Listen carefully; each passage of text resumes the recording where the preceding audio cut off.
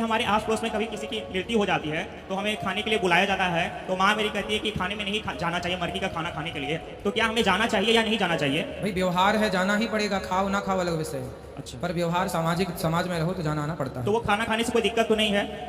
कुछ लोग नहीं खाते हैं, हाँ, कुछ लोग ये मानसिकता है कि नहीं खाना, कुछ लोग खाते हैं, ठीक है, जो तो खाना आप अपने व्यवहार के हिसाब से देखो। अच्छा, खाना या ना खाना मतलब अपने मन के ऊपर है, खा सकते हैं, कोई दिक्कत की बात नहीं है उसमें। हाँ, दिक्कत तो कुछ नहीं है। अच्छा, मरने के बाद कोई भी हमारे माता पिता परिवारजन भगवत धाम चले गए तो उसके बाद हमें जो है मृत्यु भोज कराना चाहिए या नहीं कराना चाहिए।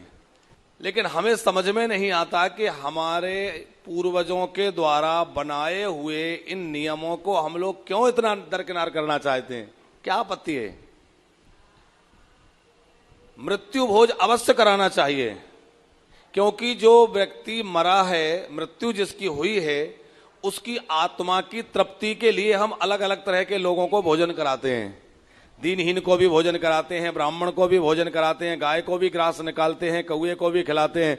तो तरह तरह से हम लोगों को प्रसाद पवाते हैं, भोजन कराते हैं, ताकि दिवंगत आत्मा को शांति। मैंने डॉक्टरेट की है भाइयों और बहनों। मृत्यु भोज के अंदर में सिर्फ इस बुक के सिवाय मैंने गीता पढ़ ली, रामायण पढ़ ली, महाभारत पढ़ लिया, पूरा पढ़ लिया, क्योंकि मैंने डॉक्टरेट करनी थी तो मुझे पढ़ना था, तो मैंने कर ली। इस गरुड़ पुराण के सिवाय किसी भी किसी किताब के अंदर में ये नहीं लिखा हुआ है कि मृत्यु भोज होना चाहिए। और बताऊं इसमें भी क्या लिखा हुआ, मैं बताऊंगा आपको। और सब जगह शास्त्र ये कहते हैं कि अंतिम संस्कार, मरने के बाद जब हम उसको दाग दे देते हैं तो उसको अंतिम संस्कार कहते हैं। अंतिम संस्कार के बाद किसी प्रकार के कोई संस्कार हमारे लिए लागू नहीं है। जब हमने अंतिम संस्कार ही कर दिया उसका, तो ये कौन से संस्कारों की बात कर रहे हैं कि हम 12 दिन तक वो हलवा पूड़ी और पता नहीं क्या क्या चलाते आ रहे हैं घरों के अंदर में। गरुड़ पुराण ये कहता है कि 12 दिन तक जिस व्यक्ति के घर के अंदर में डेथ होती है, उस घर के अंदर में पानी भी नहीं पीना चाहिए।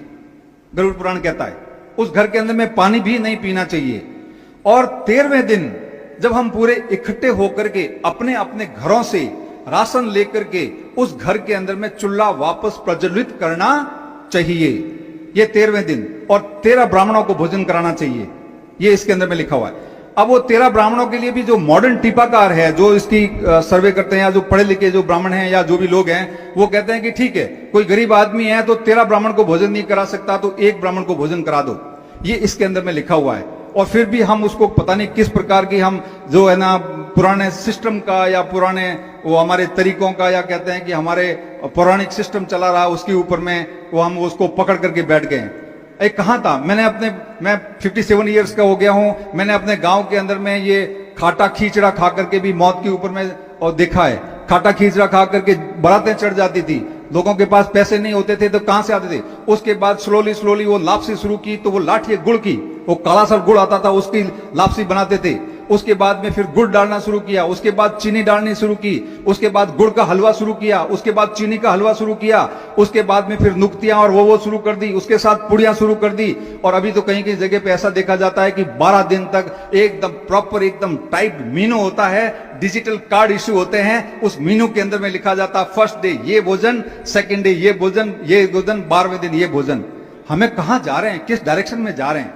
इसका मतलब हमारे अंदर में कुछ वो है नहीं जो हम सोच विचार कर सकें। हमें पता ही नहीं है कि हमको किस मानव संसाधन के अंदर में वैसा विकास करने के लिए पैसा मानव संसाधन के विकास के लिए लगाना पड़ेगा। यदि मानव संसाधन में नहीं लगाओगे तो हमारा कोई कल्याण होने वाला नहीं है।